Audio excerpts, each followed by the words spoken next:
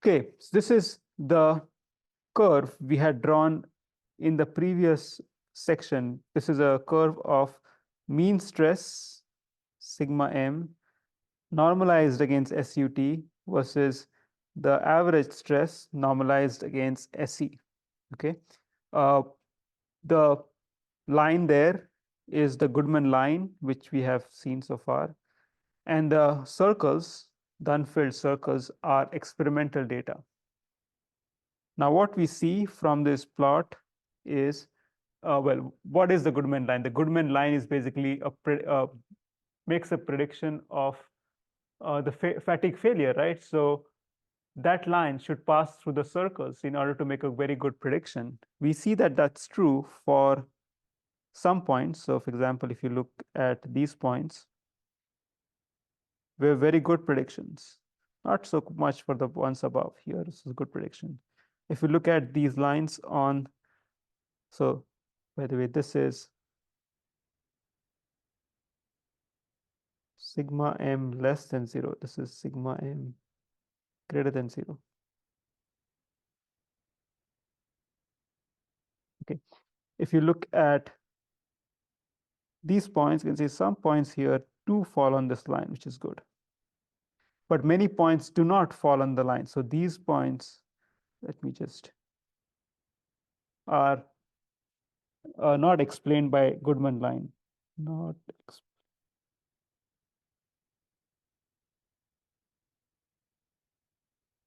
It's also true for a large number of data points here.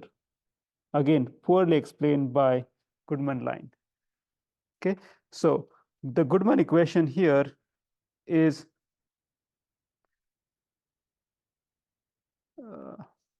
simple, like the equation of the straight line. It's non-conservative. What it means by uh, non-conservative for compression is that uh, there are some points which actually fail. So it's kind of, predicting it kind of well, and only few points which are above. So those points it is conservative, but other points it's not conservative. And sometimes being conservative is good. If you're very scared about your design, it will fail. If life, it's if the system is going to be applied where it would endanger human life, then it's probably you want to be conservative. Otherwise, maybe not, right? So it is conservative for it's non-conservative for compression, but it is conservative for tension. So what that means is, uh, if you had a better way to design this, you'd probably design it something like this. You'll try to engulf more points so that way uh, you can sort of use the fact that you can uh, be in this region instead of trying to be on take the worst case possibility and use that for design. So what has happened is, because it's conservative for tension in particular, there are other curves to explain the data in the tension region. Okay, so there are like four new curves, well, three new curves we'll look at. These curves are Goodman, Gerber, and Soderberg. The way these work is the Soderberg line is going to be very conservative. It's going to be something like this. Super conservative. That is, if in this line is such that it also lets these points be away. And so if you think that the system it's going to put on is going to be a matter of life and death, then you want to be very conservative, and maybe Soderberg is a good way to do it. There's another line called the uh, Gerber line, which goes like this.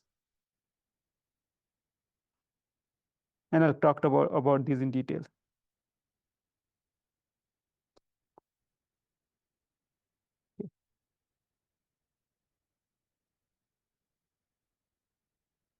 This is the Gerber line, and there's one more line we talk about called the ASME elliptic line. So that one goes.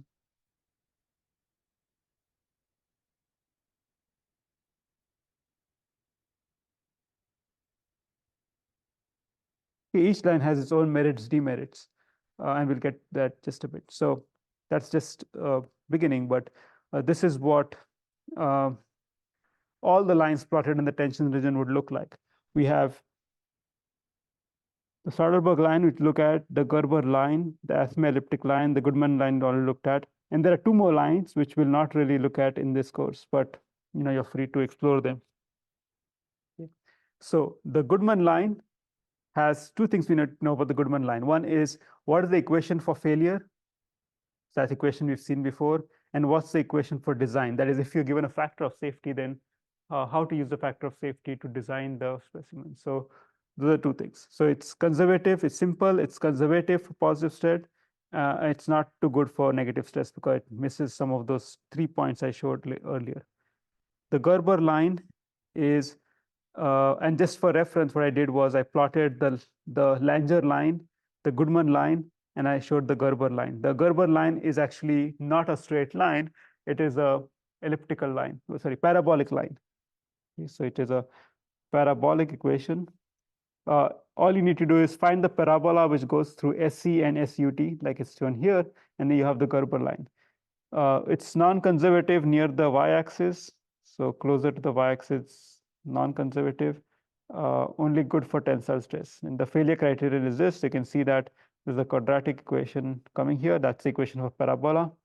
The design equation is, to get the design equation, that is to get NF, what you need to do is you need to put sigma A equals NF sigma A, sigma M equals NF sigma A. So you put that here. What will happen when you do that is you will be able to solve for NF. Turns out that when you put these two in that equation, you'll get a quadratic equation in NF, which means that it'll have two roots.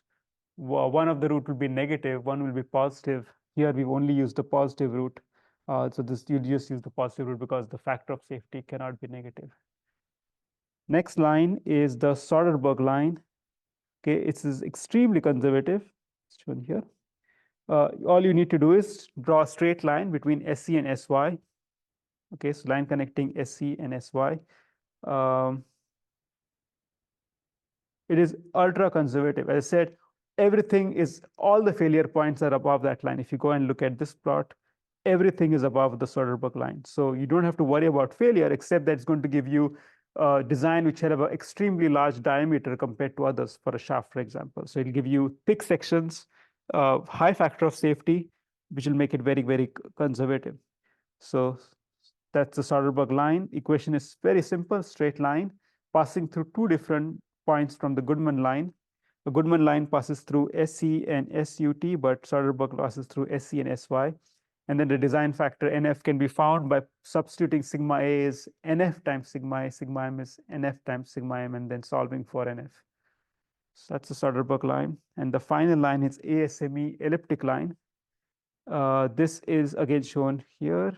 And for reference, I showed the Gerber line, the Soderberg line, and the Langer line. Should be Langer line. Okay. So it considers yielding and fatigue without being ultra conservative. Why is it true? So it basically, so the Langer line is here. So fatigue without being ultra conservative, like, okay, so it actually factors in yielding and fatigue. Probably because it just doesn't. Yeah, so it's here where it's looking at first cycle yielding, because anything above this is first cycle yielding, and here it's basically considered fatigue. No need to consider yielding curve because it already considers yielding. A large part of this falls in the region where you get first cycle yielding. The failure criterion, so the equation for the ASME elliptic is clearly an ellipse. So the equation of ellipse is shown there. To get the design equation, you put sigma A equals NF sigma A, and sigma M is NF sigma Y. Solve for NF. Luckily, it will be a quadratic equation, so it's quadratic in NF. So you'll get a square root sign there. Okay, so that's the design equation. So what do we do with this? Well, this way, if you're given a criteria for failure, if you choose a specific criteria, you can use it to design, get the factor of safety, or if you're given the factor of safety, you can get the stress and then compute the diameter, and or you could do it vice versa. Given the diameter, you can find the factor of safety. Here's a question which I think we'll do in order to see how to apply this for a specimen. So a steel bar undergoes cyclic loading with nominal stress at the notch location given as sigma max. So sigma max is given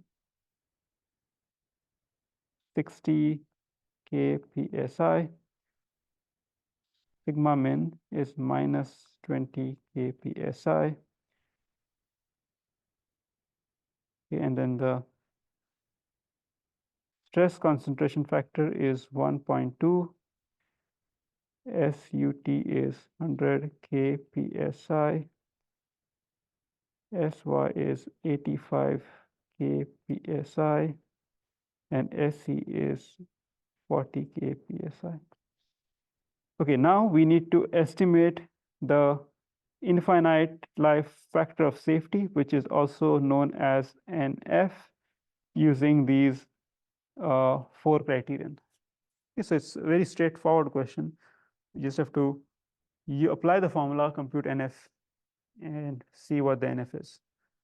We can actually get some idea about the design based on the computations for these 4 values. Let's do it, and then I'll show you how to see which is conservative, which is not. So for this question, sigma m nominal is sigma max plus sigma min divided by 2. So it's 60 plus minus 20 divided by 2. So 60 minus 20 is 30 divided by 2 is 15 kpsi.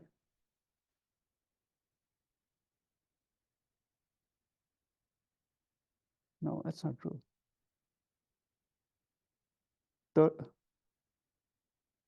40 divided by 2, sorry, 20 kpsi. And sigma A nominal is sigma max minus sigma min divided by 2. So it's 60 minus minus 20 divided by 2. So 80 divided by 2 is 40 kpsi. We need to find the actual stress, which is magnified due to the stress concentration factor in fatigue loading. 1.2 times 20. No, yeah, 20 is 24 kpsi. Sigma A is F, sigma A nominal. 1.2 times 40 is 48 kpsi. These numbers seem similar. We did come across these numbers earlier.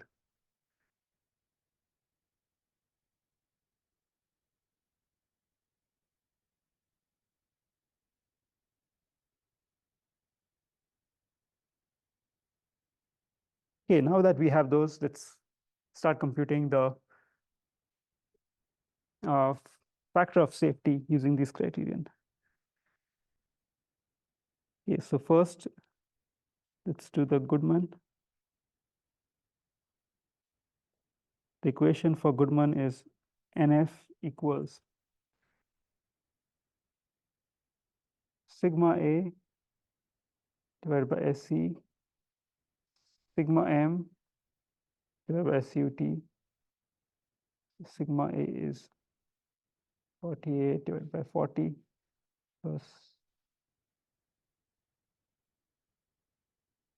24 divided by 100.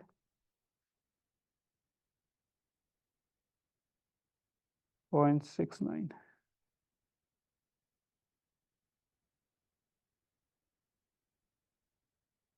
Second, Gerber.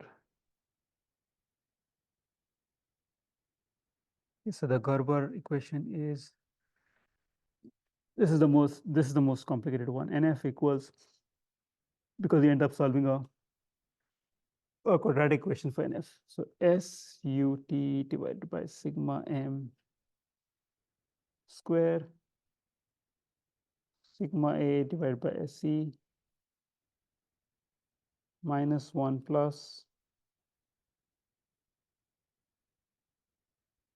1 plus 2 sigma M SC divided by sigma A SUT. Okay, this is what it is.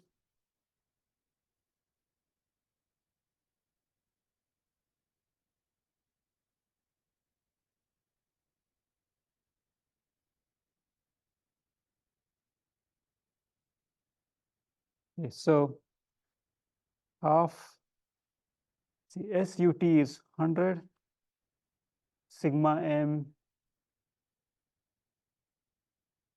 let's see, what was that? Sigma m was 24 square, sigma a was 48,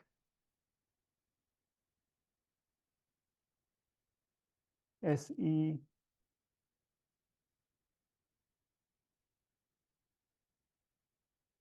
40 minus 1 plus 2 sigma m for 24, SE is 40, sigma a is 48, SUT is 100 square. Okay, all this amounts to 0.8.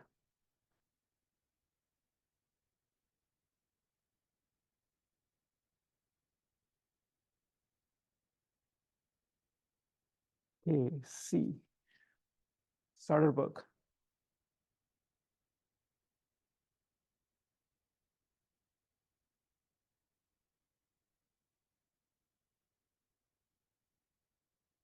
Okay, here NF is sigma A divided by SE plus sigma M divided by SY is to minus 1. Sigma A is 48, SE is 40, sigma M is 24, SY is 85, 81, and F comes out to be 0.67. Last one, asymmetric.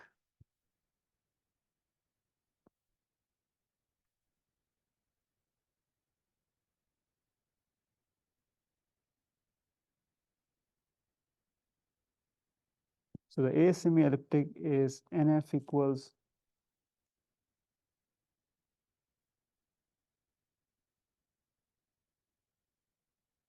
sigma A divided by SE plus, sorry, square, sigma M divided by SY square is to minus half. So sigma A is 48, SE is 40, sigma M is 24, SY is 85 to minus half, and F comes out to be 0.81.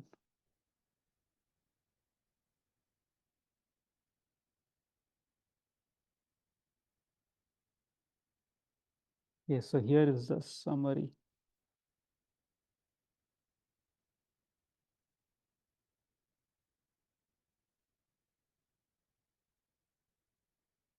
Goodman, we have 0.69. Kerber, we have 0.8. Soderberg, we have 0.67. Asymmetric, we have 0.81.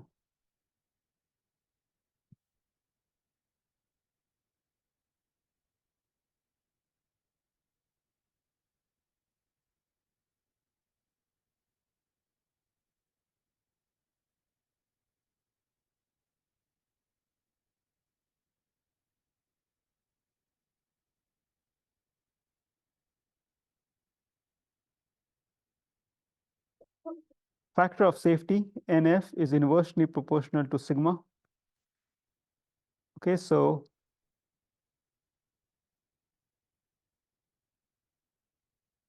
and sigma is, well, what's the relation between sigma and the diameter? Is easiest is to think of shafts. So sigma, if you remember, for example, the formula my divided by, I'm just giving an example of bending, but could be anything else. So for this, we'll see that when you put the value, if m is constant, we have d raised to 2 pi d raised to 4 divided by 64 equals so 32 m pi d cube. So we see that sigma is inversely proportional to the diameter because it's here. So NF is proportional to diameter from these two expressions.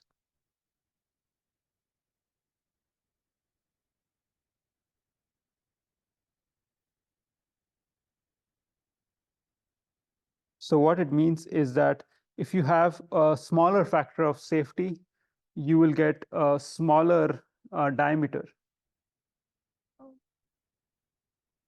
Okay. So if we keep, so this one is saying 0.67. So for the given loading, it just means that this is going to be the most conservative one, most conservative. And then this will be least conservative.